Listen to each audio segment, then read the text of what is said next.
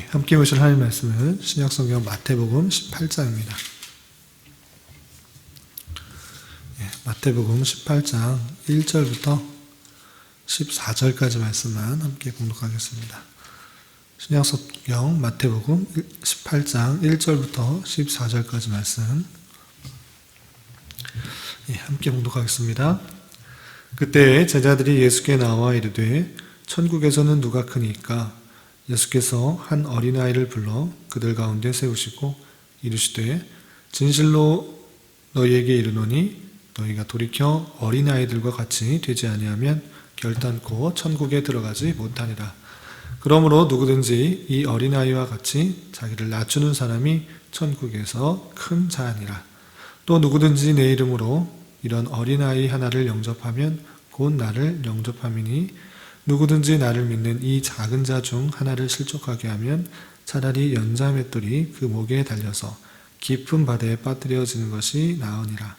실족하게 하는 일들이 있으므로 말미암아 세상에 화가 있도다. 실족하게 하는 일이 없을 수는 없으나 실족하게 하는 그 사람에게는 화가 있도다. 만일 내 손이나 내 발이 너를 범죄하게 하거든 찍어 내버리라. 장애인이나 다리 저는 자로 영생에 들어가는 것이 두 손과 두 발을 가지고 영원한 불에 던져지는 것보다 나으니라.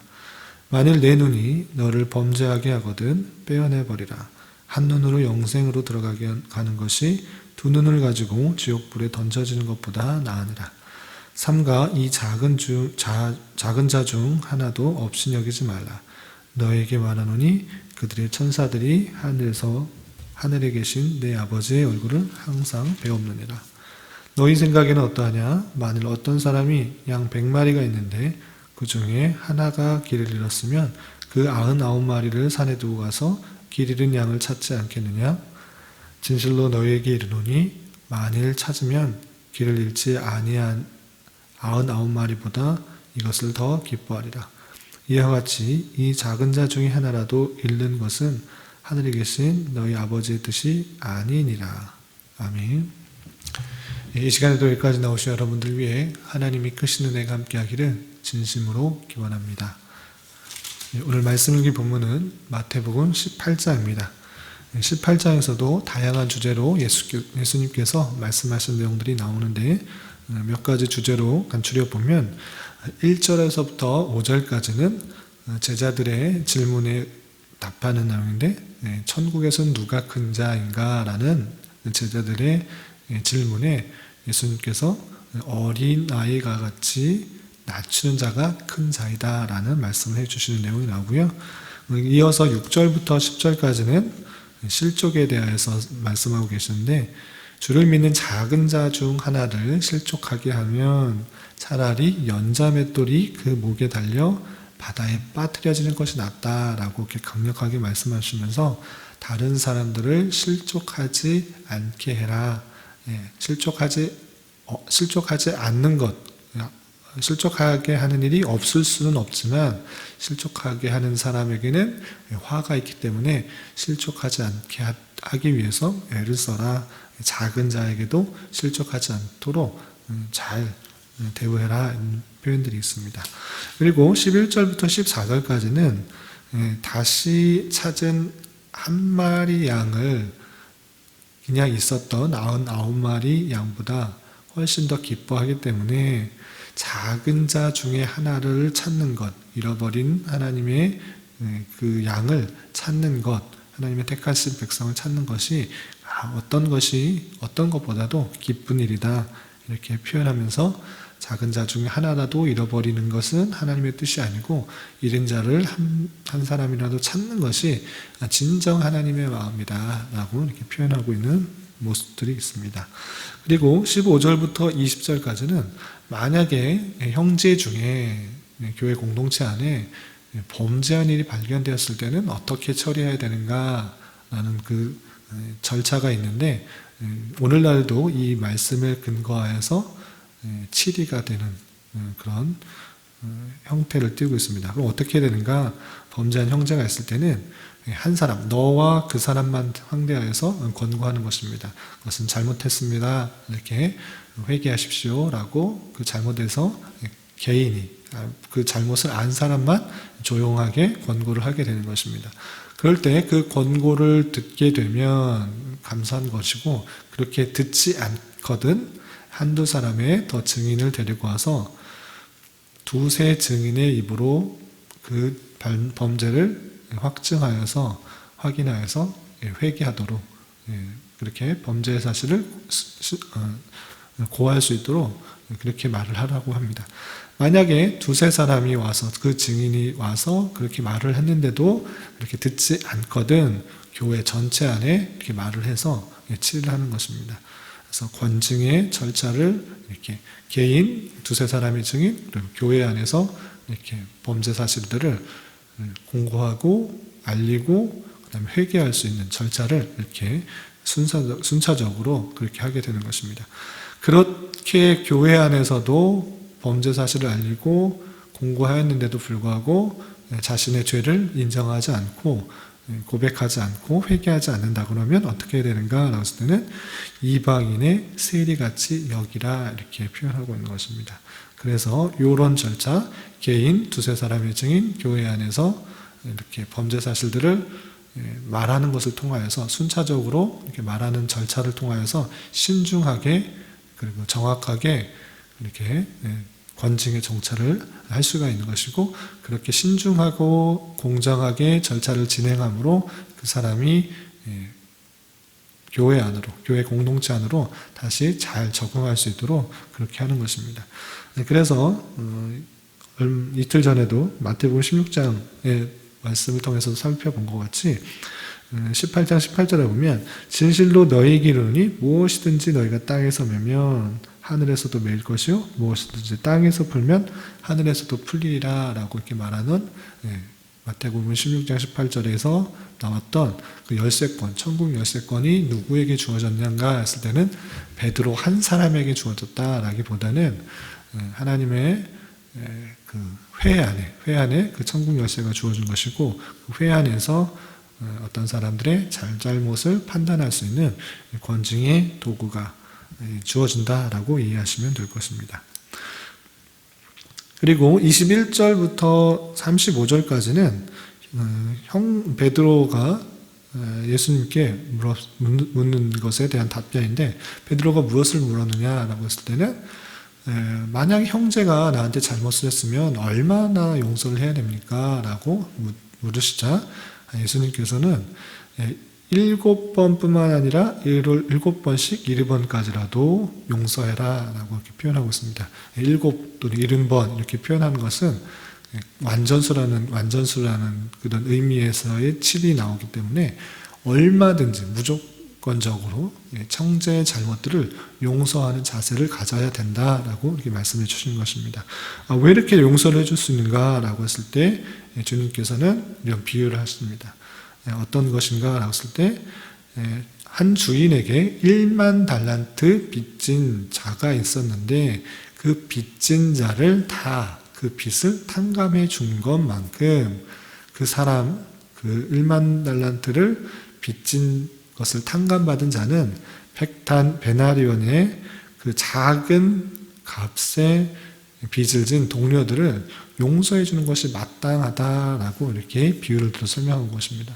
그래서 10,000달란트라는 돈은 수십조가 되는 오늘날의 엄청나게 큰 돈인데, 실제 그만큼의 돈을 빌렸다가 탕감해 줬다기보다는 그만큼 수많은 그 죄와 허물들을 용서받은 사람일진데, 그렇게 아무 공로 없이 아무 대가 없이 죄를 용서해 준 것처럼 그런 기쁨과 감사가 있는 사람이 있기 때문에 나에게 어떤 잘못을 조그만 것들을 행할지라도 용서해 주라 이렇게 표현하고 있는 것입니다.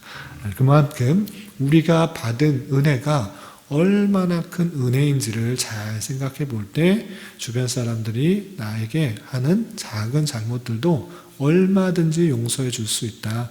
용서하는 마음들을 가져라. 반대로 표현하면 그렇게 내가 받은 구원의 은혜가 큰지를 잘 생각해 보며 행동하는 것이 중요하다라고 이렇게 표현하고 있습니다. 그런 말씀들이 있는데 오늘 특별히 1절부터 5절까지 나오는 천국에서 큰 자가 누구인지 그리고 천국에 들어갈 수 있는 자가 누구인지 말씀하시는 부분에 있어서 생각해 보도록 하겠습니다. 제자들이 길을 가면서 이렇게 묻게 됩니다. 서로 다른 성경 본문에 의하면 좀 다투며 논쟁이 있었다라고 했는데 어떤 논쟁이 있었는가 라고 했을 때 이제 곧 예수님께서 왕이 되실 텐데 이 땅에 왕이 될 줄로 기대를 하는 것입니다. 예루살렘에 입성하여서 왕의 모습으로 보이실 텐데 그러면 누가 큰 자인가? 베드로가 큰 자인가? 안드레가 큰 자인가? 요한이 큰 자인가? 어떤 자가 큰 자인가? 서로 논쟁이 있는 것입니다. 서로 자기가 큰 자이다 라고 생각을 하며 주님께 물은 것입니다. 천국에서는 누가 큰 것입니까? 하나님의 나라에서는 누가 큽니까? 이렇게 물었을 때 각자 자신이 크다라고 기대를 하고 있었을 줄 모릅니다. 그럴 때 예수님께서는 한 어린아이를 불러서 그 가운데 세우시면서 이렇게 말씀하시는 것입니다. 진실로 너희에게 이르노니 너희가 돌이켜 어린아이들과 같이 되지 아니하면 결단코 천국에 들어가지 못하리라 라고 이렇게 말씀하십니다. 먼저 천국 하나님의 나라에 들어갈 수 있는 사람을 먼저 말씀하시는데 그 대상이 어린아이입니다. 어린아이들과 같이 되지 않으면 천국에 못 들어간다라고 했을 때 어린아이가 어떤 특징이 있는지를 잘 알아야 되는데 여기서 어린아이들이 순수하다, 겸손하다, 순수하다 또는 천진하다, 순결하다라는 그런 뜻이 아니라 어린아이들의 특징은 그 부모가 있어야 됩니다. 어른이 아닌 어린아이이기 때문에 어른이 항상 이끌어주지 않으면 올바로 판단을 할 수 없는 그런 사람입니다. 그래서 이 어린이와 같지 않으면 천국에 갈 수 없다라는 뜻은 어린아이 같이 그 부모의 도움 없이는 부모에게 매달리지 않으면 살 수 없는 그런 연약함을 자신이 깨닫고 그것을 아는 상태에서 겸손히 하나님만 붙드는, 부모님만 붙드는 그런 자세를 갖지 않으면 천국에 갈 수 없다라는 것입니다. 그러니까 내가 스스로 할 수 있다 생각하고 또 부모님 없이 내가 내 힘으로 무엇을 할 수 있다라고 생각하는 사람이 아니라 오직 부모님에게 붙어 있어야지만 내가 무엇을 할 수가 있고 또 의지할 수가 있고 살아갈 수 있다라고 생각하는 겸손과 또 부모님만 의지하는 그런 의지적인 존재로서의 어린아이들을 보여주는 것입니다. 그렇기 때문에 어린아이들과 같이 되지 않으면 결단코 천국에 들어가지 못한다라고 할 때는 순수해야지만 또 순결해야지만 죄가 없어야지만 이라는 뜻으로서의 어린아이가 아니라 어린아이같이 부모에게 의지하고 겸손하게 따르려고 하는 사람만 들어갈 수 있다라는 그런 뜻이고 그런 자로서 또 천국의 모습에 있어서 어떤 자가 큰 자인가 라고 했을 때는 4절에 그러므로 이 어린 아이와 같이 자기를 낮추는 사람이 천국에서 큰 자니라 라고 말씀하고 계십니다. 그러니까 천국에서 큰 자는 어린아이 같이 자기를 낮추는 사람, 겸손한 사람이 큰 자이다 라고 할 수 있습니다. 그러니까 교회 공동체 안에서 높은 사람이라고 할 때는 어떤 모습이 있어야 되는가 라고 했을 때는 섬기는 자, 겸손한 자, 자기를 낮춘 자가 큰 자라고 하는 것입니다. 그러니까 큰 자는 받은 은혜가 크고 어떻게 해야 될지를 아는 사람, 모든 것들을 다 아는 사람으로서 모습이 드러나는데 그 모습이 겸손함으로 드러난다라는 것입니다.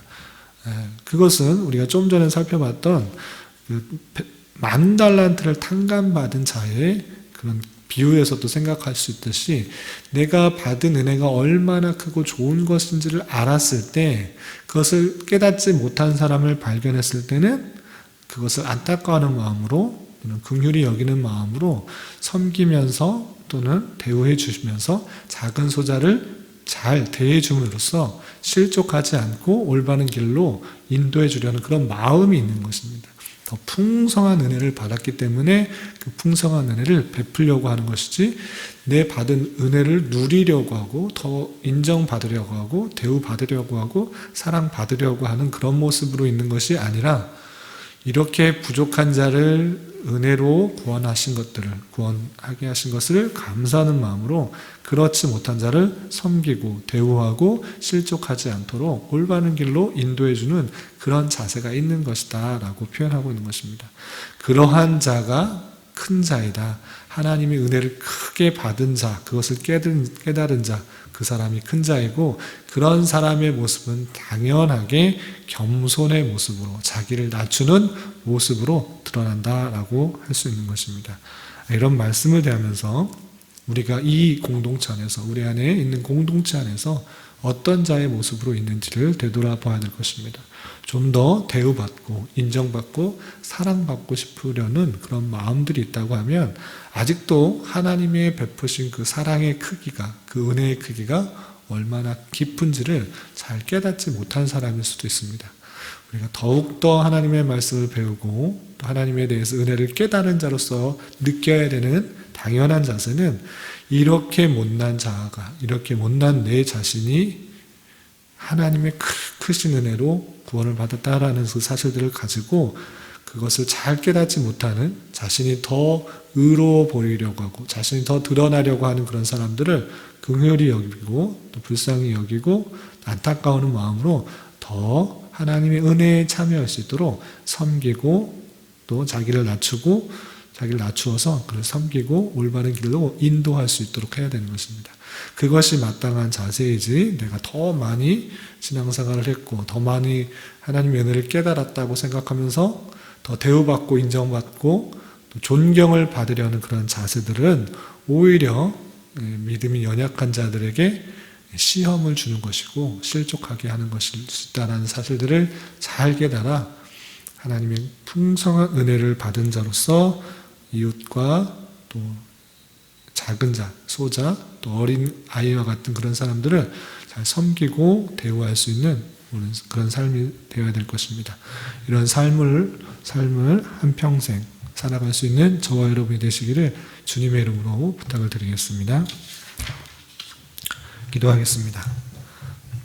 하나님 아버지, 감사합니다. 오늘 말씀을 통해서 오직 주님이 없으면 살아가지 못하는 자세로 한평생을 살아가야 되며, 겸손히 낮추는 자가 천국에서 큰 자가 됨을 깨달았습니다. 주님께서 우리에게 베푸신 크고 놀라우신 은혜들을 기억하게 하여 주시고, 그 은혜를 받은 자로 주변의 사람들을 용서하며 사랑하며 섬기며 실족하지 않도록 살아갈 수 있는 자 되게 하여 주시옵소서. 주님, 코로나 바이러스로 인한 피해가 세계적으로 확산되고 있습니다. 긍휼히 여겨주시고 주님 앞에 더욱 회개하며 겸손히 주님의 뜻을 구하는 그런 자들이 되게 하여 주시옵소서. 지난 국회의원 총선거를 통하여 뽑혀진 이들이 진정으로 국민을 위하며 봉사하며 희생하는 자 되게 하여 주시고, 자유와 민주와 평화 속에서 이 나라가 온전히 다스려지게 하여 주시고, 신앙생활하는 데도 부족함이 없도록 인도하여 주시옵소서. 주님께서 이곳에 교회를 개척하도록 인도하여 주셨사오니 진리의 말씀을 바로 깨달아 선포하게 하여 주시고, 지치고 낙담한 영혼들에게 힘과 위로가 되는 교회가 될 수 있도록 인도하여 주시옵소서. 교회 내 경제적으로, 육체적으로, 또 정신적으로 어려워하고 힘들어하는 지체들 가운데 주님 함께하여 주시고, 내 생각과 기대보다 훨씬 더 선하게 역사하시는 주님의 손길들을 경험하는 시간 되게 하여 주시옵소서. 오늘은 주일을 준비하는 한 날입니다. 예배를 준비하는 모든 손길 위에 함께하여 주시고, 모든 성도들이 은혜를 갈망하는 가운데 풍성한 은혜를 깨달을 수 있는 주일이 될 수 있도록 인도하여 주시옵소서. 예수님의 이름으로 기도드리옵나이다. 아멘.